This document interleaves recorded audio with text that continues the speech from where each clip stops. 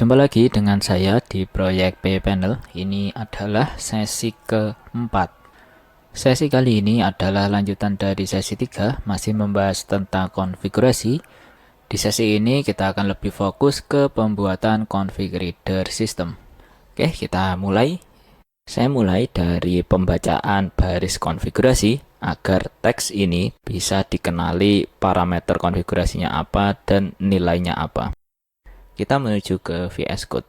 Di folder modules config, saya buat folder baru untuk menyimpan kode komponen layer data. Di dalamnya saya buat file baru dengan nama config line parser.rs.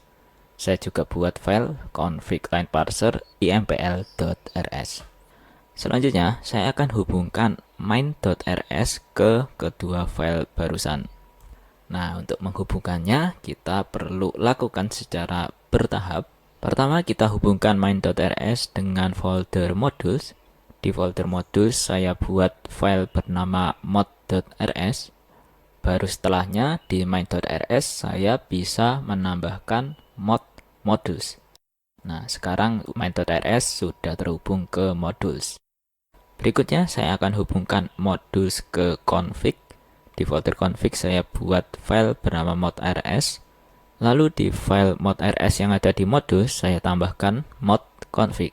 Sehingga sekarang modules dan config sudah terhubung. Berikutnya config ke data. Caranya sama, di data buat file mod.rs. Lalu di mod.rs yang ada di config saya tambahkan mod data. Terakhir saya akan hubungkan mod.rs yang ada di data ke masing-masing file. Di file mod.rs saya tambahkan mod config line parser dan mod config line parser impl. Oke, sekarang kedua file ini sudah terhubung ke main.rs. Saya bisa lanjutkan dengan membuat thread config line parser. Thread ini akan menjadi kontrak bagi komponen apapun yang akan mengimplementasikan config line parser. Oh iya, visibility-nya perlu diatur jadi public ya, agar thread ini bisa diakses dari luar modul data. Kemudian saya tambahkan fungsi parse config line. Outputnya adalah berupa result, artinya nanti outputnya bisa oke atau bisa juga error. Jika yang di-outputkan nanti adalah oke, maka data yang perlu dicantumkan adalah tabel yang berisi parameter dan nilai dari konfigurasi. Baik parameter maupun nilai akan bertipe data string, jadi penulisannya seperti ini. Kalau yang di-outputkan adalah error, maka data yang perlu dicantumkan adalah any. Oh, ini nggak bisa, kalau gitu string aja. Nanti string ini akan berisi apa pesan errornya. Tipe data error string ini untuk sementara aja ya. Kedepannya, kalau sudah ada modul logger, nanti kita akan bikin juga error custom. Nah, begitu sudah dibuat, maka tipe data error ini akan diganti ke error custom tersebut. Kemudian, yang akan jadi input dari fungsi ini adalah config line yang akan bertipe data string.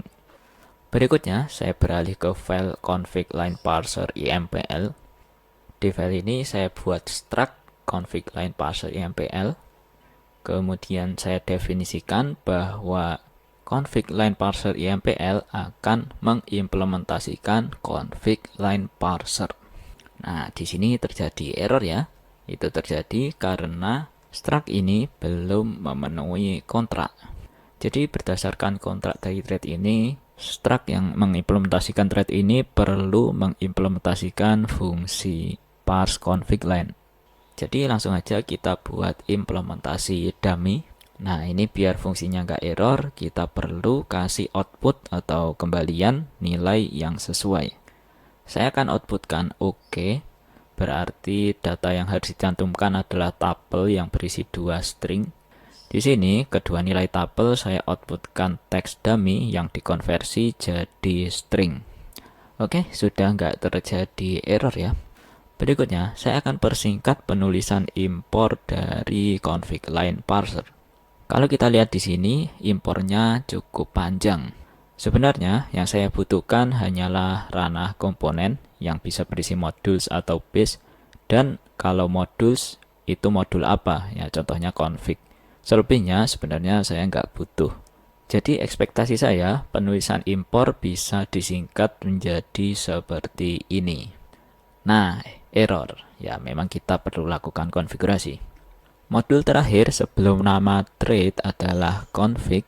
Jadi yang perlu kita otak-atik adalah file mod.rs yang berada di folder config. Di file ini saya tambahkan pub use data, lalu modul config line parser. Ini autocomplete gak mendeteksi, berarti ada masalah di sana.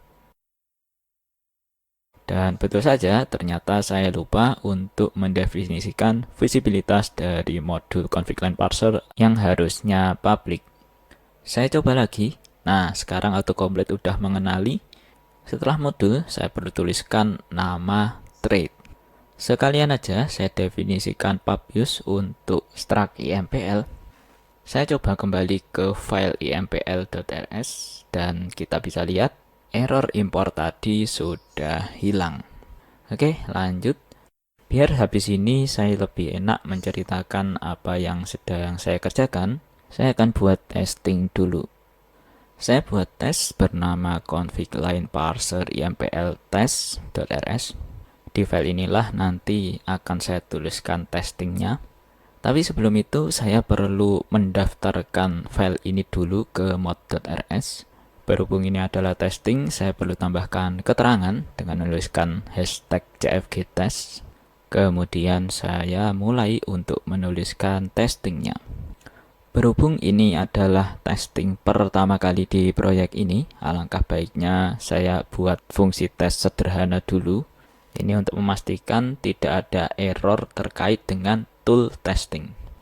Cara buatnya diawali dengan hashtag test, kemudian pendefinisian fungsi tes. Ini fungsinya saya namai dengan test equals atau disingkat EQ. Kemudian saya buat assertion sederhana untuk membandingkan apakah angka 1 sama dengan angka 1. Jika tes ini dirun, harusnya sih berhasil, tapi kita coba. Ya, test result oke. Berikutnya, saya coba untuk salahkan. Saya minta untuk membandingkan apakah angka 1 sama dengan angka 2. Coba saya run. Nah, error. Di sini dapat saya simpulkan bahwa tool testing sudah dalam kondisi baik.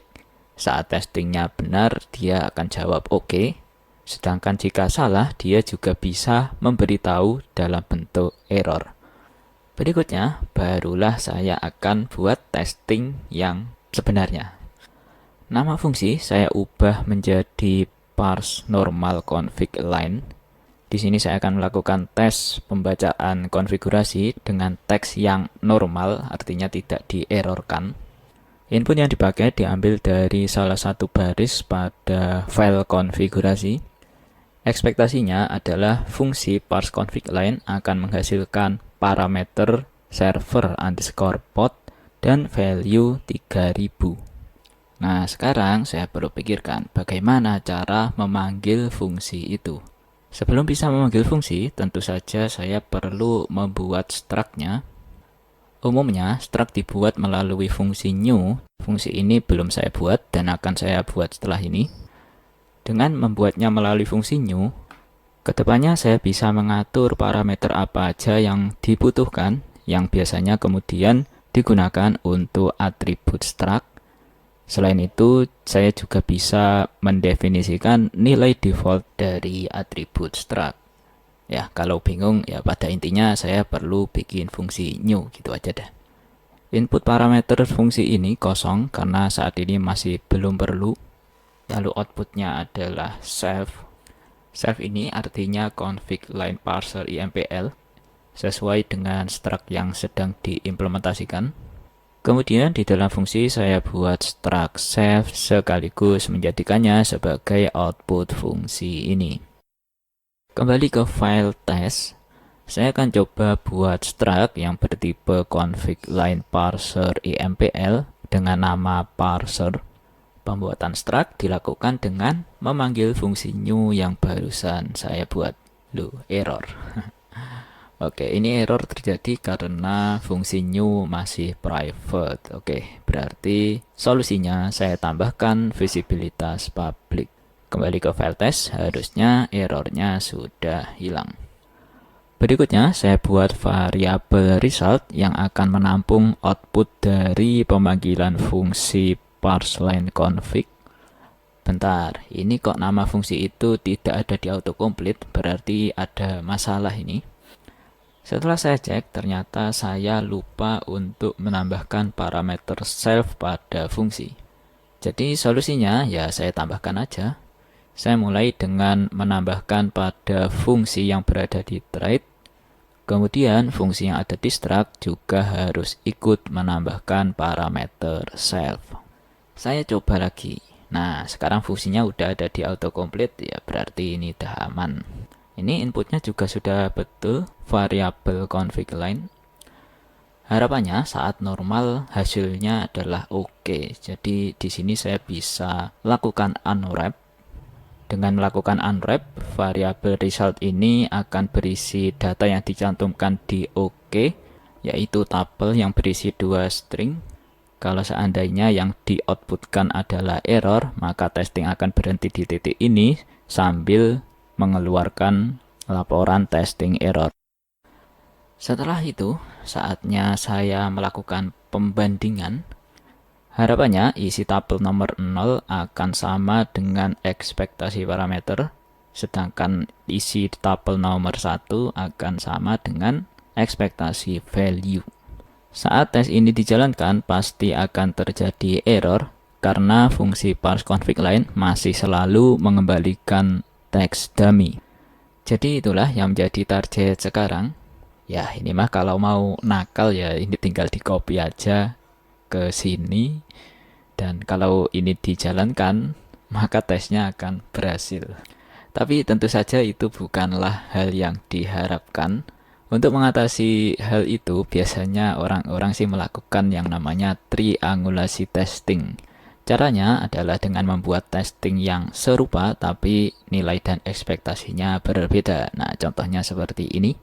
Nah, kalau dijalankan pasti error dan ini akan memaksa developer untuk bikin kode yang benar. Saya kembali ke file impl.rs. Saya mulai implementasikan kode untuk parsing config line.